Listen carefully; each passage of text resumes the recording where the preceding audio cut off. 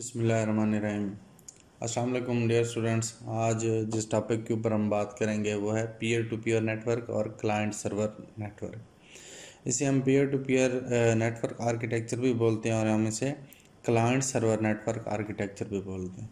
बस टोपोलॉजी हम network topologies जो है वो उस सब्जेक्ट को या उस टॉपिक को स्टार्ट करने से पहले हमें पता होना चाहिए कि peer to peer network architecture क्या होता है, क्लाइंट सर्वर नेटवर्क आर्किटेक्चर क्या होता है।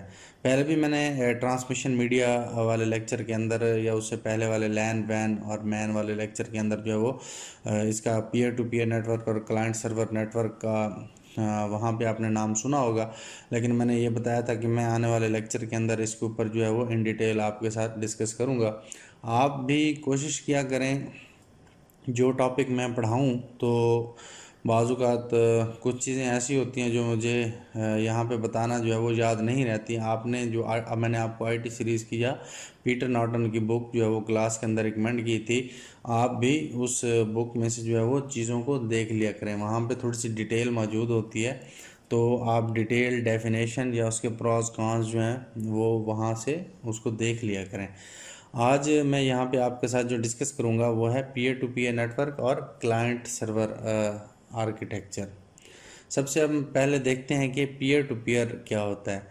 जब मैं आपको लोकल एरिया नेटवर्क का टॉपिक पढ़ा रहा था, लैन की वीडियो जो हम डिस्कस कर रहे थे, उसके अंदर मैंने आपको बताया था कि ये जो उसकी एग्जांपल है वो एक पीयर टू पीयर नेटवर्क है, ये peer to peer network architecture है। अब वो peer to peer network architecture है क्या? लैन के अंदर मैंने भी आपसे डिस्कशन की थी कि लैन जो होती है वो स्मॉल नंबर ऑफ कंप्यूटर्स को कनेक्ट कराने के लिए हम क्या करते हैं, इस्तेमाल करते हैं। तो पीयर टू पीयर जो है इज़ एन अप्रोच, ठीक है, to computer network where all the computer share equivalent responsibility for processing data. Peer to peer networking also known as simply as a peer networking. जैसा कि इसके नाम से जाहिर है, पीयर टू पीयर कि मतलब इसने ये मिनिमम इसके अंदर जो है वो 2 कंप्यूटर्स इन्वॉल्व होंगे और आपस में जो है वो कनेक्ट होंगे। Differs from client server network where certain devices have a responsibility for providing or serving data and other devices consume or otherwise act as a client of those service। यहाँ पे जैसा कि नाम से ही जाहिर है कि पीयर टू पीयर, ठीक है, कि एक सिस्टम जो है अपना दूसरे सिस्टम के साथ पीयर बनाएगा।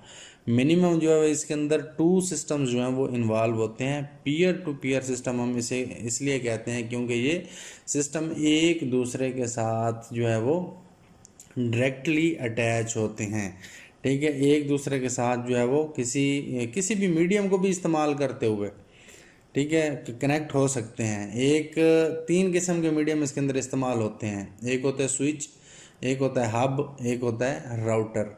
ये 3 ऐसी डिवाइसेस हैं, स्विच, हब और राउटर। ये किसी भी नेटवर्क को बनाने के लिए, चाहे हम पीयर टू पीयर को इस्तेमाल कर रहे हों, चाहे हम जो है वो क्लाइंट सर्वर आर्किटेक्चर को इस्तेमाल कर रहे हों, या हम आने वाली जो वीडियोस के अंदर डिस्कस करेंगे कि टोपोलॉजीज क्या होती हैं, फिज़िकली जो है वो सिस्टम्स को कनेक्ट कराने के लिए हम इन डिवाइसेस का सहारा लेते हैं। एक होती है स्विच, एक होती है हब और एक होती है राउटर। अब आपने जो है वो इसी आईटी सीरीज़ के अंदर जो है वो नेटवर्किंग का जो चैप्टर है उसके अंदर आपने जो है वो देख लेना है कि स्विच क्या होता है, हब क्या होता है और राउटर क्या होता है। मैं कोशिश करूंगा कि स्विच, हब और राउटर इसके ऊपर भी आगे आने वाले लेक्चर्स के अंदर आपके साथ इन डिटेल डिस्कस करूं। तो पीयर टू पीयर नेटवर्क किसी भी मीडियम के थ्रू या डायरेक्टली जो है वो एक दूसरे के साथ कनेक्ट होते हैं, ठीक है। यहाँ पे मिनिमम 2 कंप्यूटर्स कनेक्ट होंगे, मैक्सिमम आप जितने भी 5, 6, 8, 10, 20, 30 कंप्यूटर जो हैं वो उनको कनेक्ट करा लें। तो लेकिन उन सब का इसमें होगा क्या, पीयर टू पीयर के अंदर स्टेटस जो है वो सेम होगा। कोई इसके अंदर जो है वो बड़ा बॉस नहीं होगा, कोई रिप्रेजेंटेटिव नहीं होगा, ठीक है। ये differs from client server networking, ये उससे बहुत ज़्यादा डिफ़र करती है। आगे चल के हम देखते हैं कि क्लाइंट सर्वर मॉडल के अंदर जो है वो क्या होती है। वहाँ पे जो है वो एक सर्वर होता है जो चीज़ों को सर्व कर रहा होता है और क्लाइंट्स जो हैं वो उनसे सर्व हो रहे होते हैं। वो उनको जो है वो हम इस तरह कह लें कि वो सर्विसेज प्रोवाइड करने वाले को हम सर्वर बोलते हैं और जो है वो सर्विसेज सर्व करने वाले को हम क्लाइंट बोलते हैं। यहाँ पे इस सिनेरियो के अंदर हर कंप्यूटर खुद ही सर्वर होगा और ख़ुद ही क्लाइंट होगा। इसके अंदर जो है वो इसके ऊपर कोई ऑर्डर चलाने वाला नहीं होगा और कोई इसको सर्विसेज प्रोवाइड करने वाला नहीं होगा। ये एक दूसरे के साथ जो है वो कम्युनिकेशन कर रहे होंगे और डाटा जो है वो एक्सचेंज कर रहे होंगे। यहाँ पे बेशक 8, 10 या 15 कंप्यूटर जितने भी कनेक्ट होंगे पीयर टू पीयर के अंदर होंगे, ये स्मॉल नंबर्स के ऊपर कनेक्ट, ठीक है, ताकि इनकी डाटा की एफिशिएंसी जो है वो अच्छी रहे, या डाटा के जो वॉल्यूम है या डाटा के रेट्स हैं या डाटा की ट्रांसमिशन है वो उसकी एफिशिएंसी बरकरार रहे। तो उसके लिए कम नंबर ऑफ़ कंप्यूटर्स जो हैं उनको हम इस्तेमाल करेंगे। जितने मिनिमम नंबर ऑफ़ कंप्यूटर्स इस्तेमाल करेंगे उतना जो है वो हमारा डाटा एफिशिएंट होगा, या डाटा की ट्रैवलिंग या ट्रांसमिशन जो होगी वो उतनी रिलायबल होगी। अब समझ आ गई। पीयर टू पीयर जो नेटवर्क होगा वो एक सिंपल आर्किटेक्चर होगा। इसके साथ कंप्यूटर किसी भी media third device switch hub router के साथ भी कनेक्ट हो सकते हैं या डायरेक्टली एक दूसरे के साथ भी कनेक्ट हो सकते हैं, और इसके अंदर स्टेटस जो होता है वो सबका सेम होता है। इसलिए हम इसे कहते हैं कि ये जो लोकल एरिया नेटवर्क है उसके अंदर भी मोस्टली हम जो है वो क्या करते हैं, पीयर टू पीयर नेटवर्क का इस्तेमाल करते होते हैं। अब जैसा कि देखें ग्राफिकल रिप्रेजेंटेशन से जाहिर है कि डेस्टिनेशन है या सेंट्रल इंडेक्स के साथ कनेक्ट हो गया, ये सोर्स 1 हो गया या ये डेस्टिनेशन हो गया या ये वाला पीसी हो गया, ये वाला पीसी, ये तमाम एक थर्ड मीडिया के थ्रू जो है वो सेंट्रल इंडेक्स के थ्रू क्या है, कनेक्टेड हैं। लेकिन इसके अंदर क्या है कि सबका स्टेटस जो है वो सेम है। अब खुद ही ये वाला चाहे सिस्टम है, ये क्लाइंट भी है और ये सर्वर भी है, ये वाला जो है वो क्लाइंट भी है, सर्वर भी है, ये वाला, इसके अंदर सबका स्टेटस जो है वो सेम है और इक्वली जो है वो प्रोटोकॉल या रूल्स को इस्तेमाल करते हुए ये डाटा को एक दूसरे के साथ शेयर कर रहे होते हैं। Characteristics of a peer network. Peer to peer networking is a common small local area networks. ठीक है, यहाँ पे वही बात आ गई ना कि ये जो है स्मॉल लोकल एरिया नेटवर्क्स के अंदर इस्तेमाल होता है, पर्टिकुलरली होम नेटवर्क्स। जैसा कि हम घर के अंदर कोई नेटवर्क बनाते हैं, बोथ वायर्ड एंड वायरलेस, और ये दोनों कंडीशन में होगा, वायर्ड में भी हो सकता है और वायरलेस में भी हो सकता है। दोनों इन्वायरमेंट के अंदर हम इसको कॉन्फ़िगर कर सकते हैं। बेनिफिट्स क्या होते हैं इसके? You can configure computers in peer-to-peer work group to allow sharing of files, printers and other resources across all of these devices. Peer networks allow data to be shared easily in both direction, whether for downloads to your computer और upload from your computer. इसका सबसे बड़ा benefit जो है वो peer to peer network का यही होता है कि हम कंप्यूटर्स को peer to peer work group के अंदर या नेटवर्क के अंदर जब भी कनेक्ट कराएंगे तो वो क्या करेगा, वो अलाउ कर देगा कि आपकी शेयरिंग जो है वो फाइल्स की शेयरिंग हो सके, एक दूसरे के साथ शेयर कर सकें। कोई एक डिवाइस है उसको आप शेयर कर सकें, स्टोरेज को, प्रिंटर को, रैम को, किसी भी चीज़ को जो है वो एक्सेस दे सकता है across all over the devices. जितनी भी उसके ऊपर दूसरे पीयर्स मौजूद होंगे, दूसरे जो है नोड्स मौजूद होंगे, तो कहीं कहीं पे अगर मैं नोड्स का लफ्ज़ जो है वो इस्तेमाल करूं तो घबराइएगा नहीं। नोड्स का मतलब जो है यही हमारे जो क्लाइंट होते हैं, यही हमारे जो नेटवर्क के अंदर हम जो सिस्टम अटैच करते हैं, कंप्यूटर जो अटैच करते हैं, उनको हम नोड्स भी बोलते होते हैं। तो पीयर नेटवर्क जो है वो क्या करता है, अलाउ करता है कि डाटा जो है वो ईज़िली बोथ डायरेक्शंस के अंदर क्या हो सके, शेयर हो सके। बेशक कहीं से आप डाटा अपलोड कर रहे हैं, बेशक कहीं पे आप डाटा डाउनलोड कर रहे हैं। मैंने आपसे पहले शुरू के अंदर इस पीयर टू पीयर के अंदर बात की थी कि इनका स्टेटस सेम होता है सबका। ये खुद ही सर्वर होते हैं, ये खुद ही क्लाइंट्स होते हैं, ठीक है। ये डाटा को अपलोड भी कर रहे होते हैं, डाटा को डाउनलोड भी कर रहे होते हैं, इनका कोई बॉस नहीं होता। एडवांटेजेस क्या होते हैं इसके peer to peer? It is easy to install and so is the configuration of computer on this network. क्योंकि ये इजी होता है इंस्टॉल करने में, तो नेटवर्क की कॉन्फ़िगरेशन भी इसके अंदर बहुत ज़्यादा इजीली हम कर लेते हैं। All the resources and contents are shared by all the peers unlike server client where server share all the contents and resources. अब इसके अंदर वही बात दोबारा कि तमाम रिसोर्सेज जो हैं वो, कंटेंट्स जो हैं वो क्या कर रहे होते हैं, नोड्स एक दूसरे के साथ शेयर कर रहे होते हैं, पीयर्स के अंदर, ठीक है।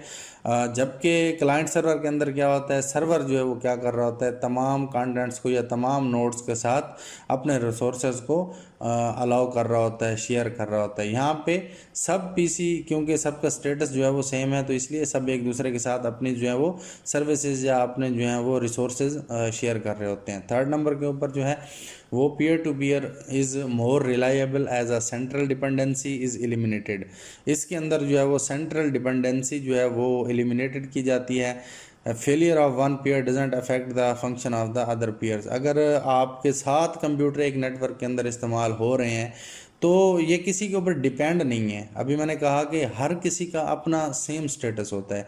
अगर उनमें से एक बंदा चला भी जाए या एक सिस्टम जो है वो फेलियर का शिकार हो जाए तो उसका पूरे नेटवर्क के ऊपर कोई असर नहीं पड़ता। In case of client server network, if server goes down whole network gets affected. अब उसकी बजाय अगर हम क्लाइंट सर्वर इस्तेमाल कर रहे हो तो वहाँ पे अगर हमारा सर्वर जो है वो चला जाए, नेटवर्क जो है वो डाउन हो जाए, तो तमाम नेटवर्क को ले डूबता है, क्योंकि सारे डिपेंडेंट होते हैं नोड्स, सारे क्लाइंट्स जो हैं वो डिपेंडेंट होते हैं सर्वर के ऊपर। लेकिन पीयर टू पीयर के अंदर ऐसा कुछ भी नहीं होता। इसके अंदर जो है वो अगर आपका एक पीयर जो है वो ख़राब हो जाए, उसके अंदर जो है वो डाटा के अंदर कोई क्लियन कर रहा हो या वो नेटवर्क को डाउन कर दे, तो वो पूरे सिस्टम के ऊपर उसका कोई असर नहीं पड़ता। फोर्थ नंबर के ऊपर there is no need for full time system administrator. इसके अंदर कोई फुल टाइम सिस्टम एडमिनिस्ट्रेटर की ज़रूरत नहीं पड़ती। Every user is the administrator of his machine. Her person अपनी मशीन का खुद ही एडमिनिस्ट्रेटर होता है। क्यों? क्योंकि इसके अंदर स्टेटस सबका सेम होता है। User can control their shared resources. User, हाँ ये होता है कि यूज़र अपने रिसोर्सेज को जो है वो कंट्रोल कर सकता है कि मैं कौन कौन से रिसोर्सेज जो हैं वो दूसरे अपने पीयर्स के साथ शेयर कर सकूं और कौन से ना कर सकूं। The overall cost of building and maintaining this type of network is comparatively very less. इसके अंदर बहुत कम जो है वो कॉस्ट या मेंटेनेंस या बिल्डिंग जो है उसकी कॉस्ट जो है वो बहुत कम होती है। उसके बाद इसके जो डिसएडवांटेजेस होते हैं, because each of computer might being accessed by other it can slow down the performance for the user. क्योंकि इसके अंदर जो है वो रिसोर्सेज जब हम अपने एक दूसरे के साथ शेयर कर रहे होते हैं तो ये क्या करता है कि ये हमारे नेटवर्क को स्लो कर देता है। डाटा जो है वो उसकी स्पीड जो है वो उसके ऊपर बहुत ज़्यादा फ़र्क पड़ता है और स्पीड स्लो हो जाती है। Files and folders can not be centrally backup. Centrally जो है या एक जगह पे हम फाइल्स एंड फोल्डर्स को बैकअप नहीं रखते। ये इसका बहुत बड़ा ड्रॉबैक है, क्योंकि हर किसी का अपना स्टेटस सेम होता है। अगर कुछ फाइल्स जो हैं वो एक के पास पड़ी हैं, वहाँ से आपने कॉपी ली थी, अगर उसके पास भी डिस्ट्रॉय हो गई हैं और आपके पास भी डिस्ट्रॉय हो गई हैं तो फिर जो है वो दोनों के पास फाइल्स नहीं होंगी, वो किसी तीसरी जगह पे सेंट्रल स्टोर नहीं होंगी, तो उसके लिए बहुत ज़्यादा मुश्किलात का सामना करना पड़ जाता है। Security is not good and you can set passwords for file that you didn't want people to access, but apart from that the security is pretty poor. Security के हवाले से जो है ये बहुत ज़्यादा पुअर है, प्रिटी पुअर है। इसके अंदर मतलब आप इसकी सिक्योरिटी बहुत अच्छी नहीं है, क्योंकि बहुत से लोग आपके रिसोर्सेज को जो है वो शेयर कर रहे होते हैं एक दूसरे के साथ, तो इसी वजह से आप क्या करते हैं अपने डिफरेंट फाइल्स को पासवर्ड लगाते हैं। लेकिन हैकर्स या अनवांटेड अथेंटिकेशंस जो होती हैं वो क्या करती हैं, बाज़ औक़ात अपने आपके पासवर्ड्स को हैक भी कर लेती हैं और पार्स भी कर लेती हैं, जिससे आपका डाटा स्टील हो जाता है, चोरी हो जाता है, या आपका डाटा जो है वो डिस्ट्रॉय कर देते हैं, या आपके डाटा को जो है वो उसके अंदर जो है वो कोई वायरस या इस तरह की चीज़ें जो हैं या वायरस अटैक्स हो सकते हैं उसके ऊपर। सिक्योरिटी जो है इसके अंदर बहुत ज़्यादा पुअर है। अब देखते हैं क्लाइंट सर्वर आर्किटेक्चर क्या होता है। Client server architecture, the term client server refers to a popular model for computer networking that utilizes client and server device, each designed for specific purpose. The client server model can be used on the internet as well as local area network. Example of client server system on the internet include web browsers and web servers, FTP clients and servers, and the DNS servers. Client server जो होते हैं जैसा कि नाम से ज़ाहिर है कि इसके अंदर एक टर्म इस्तेमाल करते हैं क्लाइंट और सर्वर की, ठीक है। सर्वर मींस सर्विसेज प्रोवाइड करने वाला, इस वजह से इसे क्या कहा गया, सर्वर कहा गया। और क्लाइंट क्या होता है, जो सर्विसेज सर्व कर रहा होता है या सर्विसेज ले रहा होता है, उसे हम क्लाइंट कहते हैं। तो जैसा कि इसके नाम से ही ज़ाहिर है क्लाइंट सर्वर, तो इसके अंदर जो है ये एक पॉपुलर कंप्यूटर नेटवर्किंग मॉडल है। इसको बहुत सारी जगहों पे इम्प्लीमेंट किया जाता है और इसको बहुत सारी जगहों पे यूटिलाइज़ किया जाता है डिवाइसेस या आपके जो है रिसोर्सेज को शेयर करने के लिए। ये बहुत अच्छा एक मॉडल है। इसको भी हम क्या करते हैं, लोकल एरिया नेटवर्क के ऊपर इसको भी हम इम्प्लीमेंट करते हैं। ये भी जो है वो लोकल एरिया की ही एग्जाम्पल है, ठीक है। इस तरह और भी बहुत सारे सर्वर्स हो सकते हैं, जैसा कि वेब ब्राउज़र्स को इस्तेमाल करने के लिए इंटरनेट के ऊपर मौजूद होते हैं सर्वर्स, एंड वेब सर्वर्स हो सकते हैं जिनकी वजह से हम वेबसाइट्स चलाते हैं। FTP क्लाइंट्स हो सकते हैं या सर्वर्स हो सकते हैं। इसी तरह DNS सर्वर्स हो सकते हैं। FTP या DNS या ये जो सर्वर्स होते हैं ये प्योर कंप्यूटर साइंस के लिए है कि हम उनके लिए डीपली जो है वो क्या करें, पढ़ें। लेकिन अभी जो है वो आपने यही ध्यान में रखना है कि क्लाइंट सर्वर आर्किटेक्चर होता क्या है। क्लाइंट सर्वर क्या, पीयर टू पीयर मैंने आपको, अब इसके अंदर जो है वो स्टेटस सेम नहीं होता। सर्वर जो होता है अब वो एक बड़ा बॉस है हमारा, ठीक है, और नीचे क्लाइंट्स जो हैं वो सब जो हैं वो हमारे वर्कर्स हैं। अब क्या कर रहे हैं, वो क्लाइंट्स सर्वर की परमिशन के बगैर, उन प्रोटोकॉल्स के बगैर जो है वो क्या कर सकते हैं, कोई भी काम नहीं कर सकते। सर्वर जो है वो अपनी सर्विसेज दे रहा होता है या सर्वर जो है वो सर्विसेज प्रोवाइड कर रहा होता है कि इन प्रोटोकॉल्स को इस्तेमाल करते हुए, इन रूल्स एंड रेगुलेशन को इस्तेमाल करते हुए क्या करे, क्लाइंट अपना काम करे। क्लाइंट को जो रूल्स एंड रेगुलेशंस मिलेंगे, जो जो उसको सर्विसेज मिलेंगी, वो उन्हीं के तहत जो है वो क्या करेगा, काम करेगा। उससे हट के जो है वो कोई काम नहीं कर सकता। इसके अंदर जो है अब सर्वर जो है वो एक रोल प्ले कर रहा है, वाइटल रोल प्ले कर रहा है कि वो क्या है, वो इमीडिएट बॉस है, वो एक बॉस है, वो हुक्मरानी कर रहा है, रूल कर रहा है, ठीक है, रूल्स जो है वो बना रहा है इस आर्किटेक्चर के अंदर। अब ये जो है एक बड़ा डिफरेंस आ गया पीयर टू पीयर के अंदर और क्लाइंट सर्वर आर्किटेक्चर के अंदर। इसकी करेक्टरिस्टिक्स क्या होती हैं क्लाइंट सर्वर की, send request to the servers.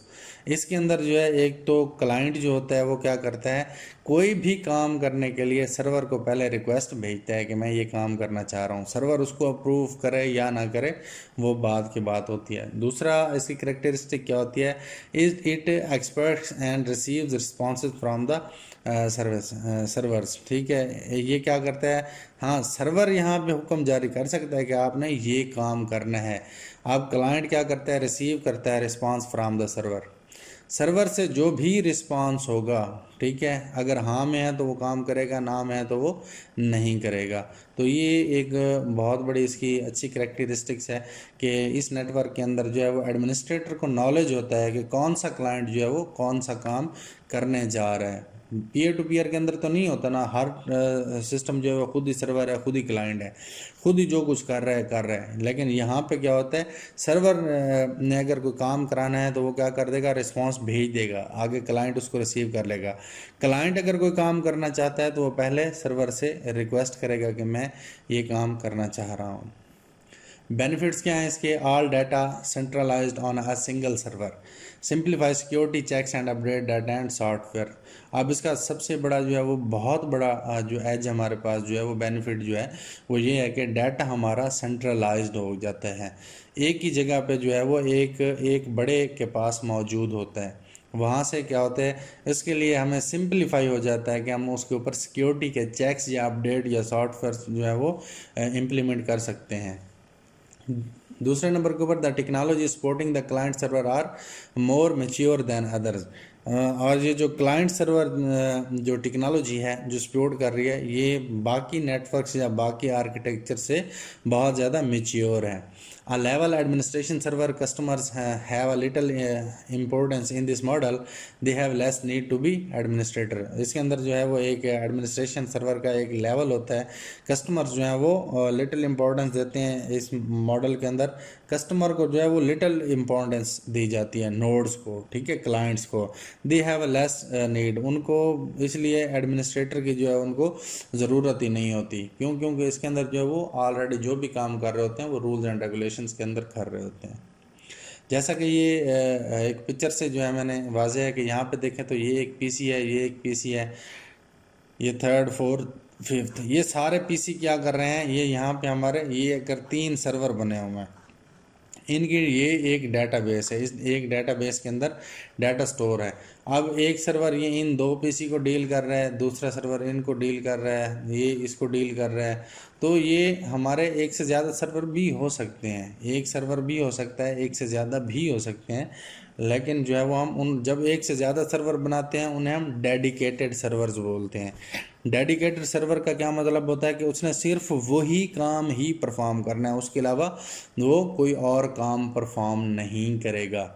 ठीक है. फॉर एग्जांपल जो है अगर एक फंक्शन होता है उसके ऊपर जो है हम चेक पॉइंट के ऊपर जो है वो एक बंदा खड़ा कर देते हैं कि आपने सिर्फ ये चेक करना है कि जो भी इस हॉल के अंदर एंटर हो उसके पास टिकट होनी चाहिए. अब वो डेडिकेटेड हो गया.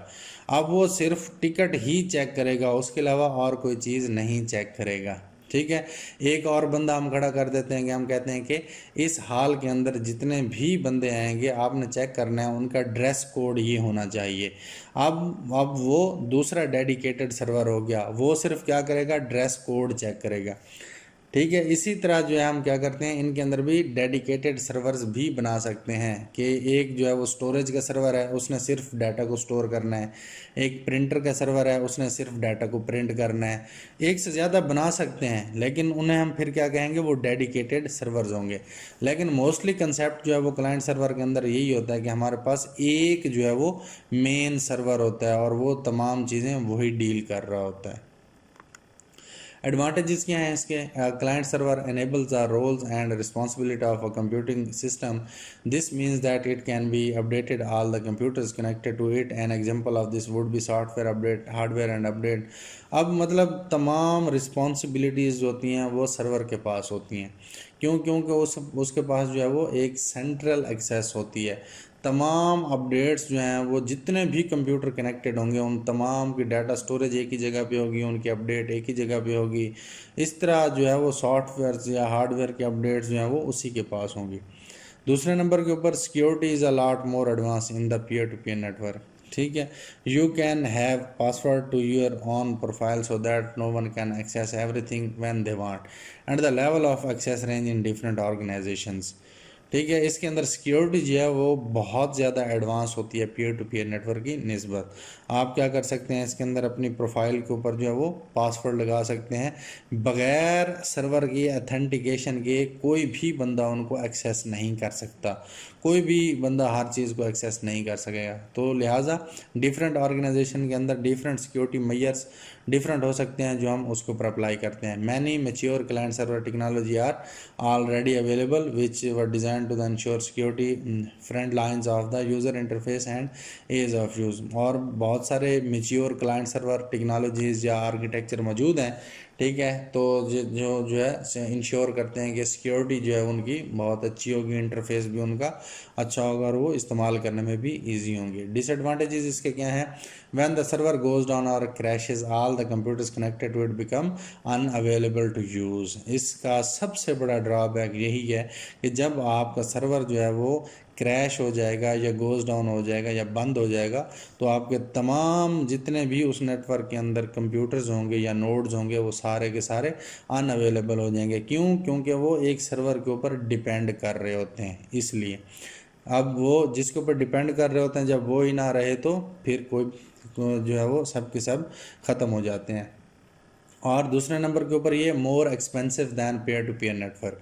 You have to pay for startup cost. इसकी स्टार्टअप कॉस्ट जो है वो बहुत ज़्यादा होती है. और थर्ड नंबर के ऊपर when you expand the server it starts to slow down due to the bit rate per second. अगर आप जो है वो सर्वर को एक्सपेंड करेंगे तो इसका जो स्टार्टअप होगा वो स्लो हो जाएगा, क्योंकि उसका जो है वो डाटा का रेट जो होता है वो बिट पर सेकंड के हिसाब से होता है, इसलिए जो है वो स्लो डाउन हो जाता है। Thank you for watching my video. Channel को लाइक कीजिएगा, सब्सक्राइब कीजिएगा और शेयर कीजिएगा। बेल आइकन को ज़रूर प्रेस कीजिएगा ताकि इस सीरीज़ से आने वाली तमाम वीडियोज़ आपको बर वक्त मिलती रहें। होप्स हो कि आपको इस लेक्चर के अंदर कोई भी एम्बिगिटी नहीं आई होगी। अगर आपको कोई भी एम्बिगिटी होगी तो आप जो है वो ग्रुप के अंदर या कमेंट्स बॉक्स के अंदर जो है मुझे कमेंट करके अपनी एम्बिगिटी क्लियर कर सकते हैं। आने वाले लेक्चर के अंदर जो है हम नेटवर्क टोपोलॉजी के ऊपर जो है वो डिस्कस करेंगे। अगली वीडियो के आने तक के लिए अल्लाह हाफिज़। लाइक करें, सब्सक्राइब करें और बेल आइकन जरूर प्रेस करें।